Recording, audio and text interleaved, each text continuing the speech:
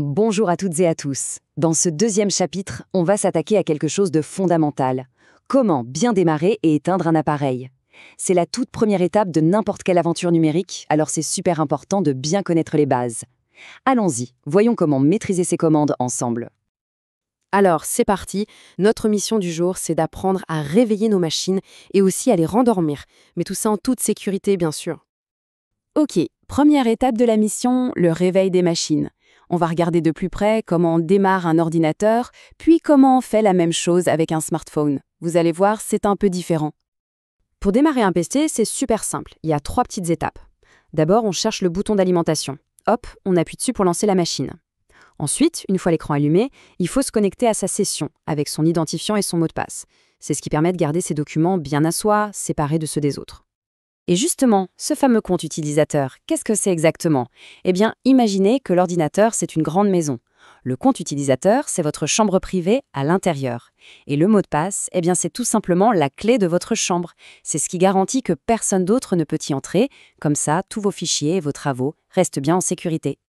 Passons maintenant au smartphone. Là, attention, il y a une double sécurité. Le premier code, le fameux code PIN, sert à déverrouiller la carte SIM.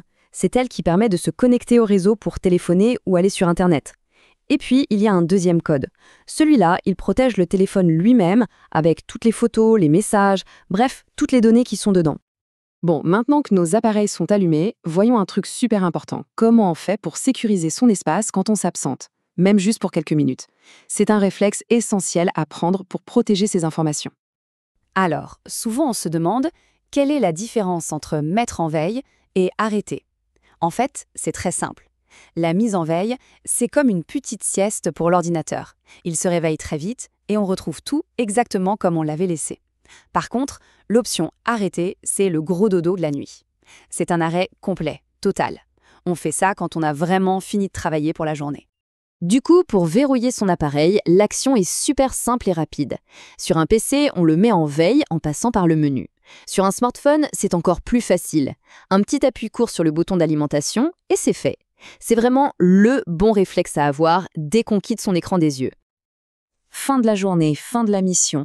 Et comme toute mission, elle doit se terminer en toute sécurité. Voyons maintenant comment éteindre correctement nos machines. C'est important pour en prendre soin et pour qu'elles durent plus longtemps. Alors là, attention, voici une règle d'or vraiment essentielle à retenir. On éteint toujours un PC en passant par le menu à l'écran. Le gros bouton physique, lui, ne sert qu'à l'allumer. Pourquoi c'est si important? Parce que ça permet à l'ordinateur de bien tout enregistrer et de fermer les programmes proprement, sans rien abîmer. Donc, pour bien éteindre son PC, la méthode est simple et toujours la même. On va sur le menu Démarrer, on clique sur la petite icône Marche-Arrêt, et là, on choisit Arrêter. C'est tout. En faisant ça, on laisse le temps à la machine de bien ranger ses affaires avant de s'endormir. C'est de loin la méthode la plus sûre. Pour le smartphone, la manipulation est un peu différente. Ici, il faut faire un appui long sur le bouton d'alimentation. On reste appuyé jusqu'à ce qu'un petit menu s'affiche à l'écran. Et là, il n'y a plus qu'à appuyer sur l'option « Éteindre ». Simple, non? On arrive au débriefing de la mission. Pour être sûr que tout est bien clair, on va faire un petit récapitulatif de toutes les commandes importantes, que ce soit pour le PC ou pour le smartphone. Regardons ce tableau ensemble, c'est un super résumé. On remarque bien une différence intéressante. Pour allumer, c'est un appui court sur PC, mais un appui long sur smartphone. Et c'est souvent l'inverse pour verrouiller ou éteindre. Ce tableau, c'est vraiment un aide-mémoire parfait pour ne pas se tromper. Et voilà, les commandes de base sont maintenant maîtrisées.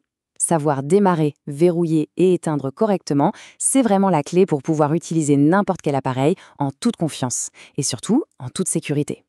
Maintenant, le monde numérique n'attend plus que d'être exploré.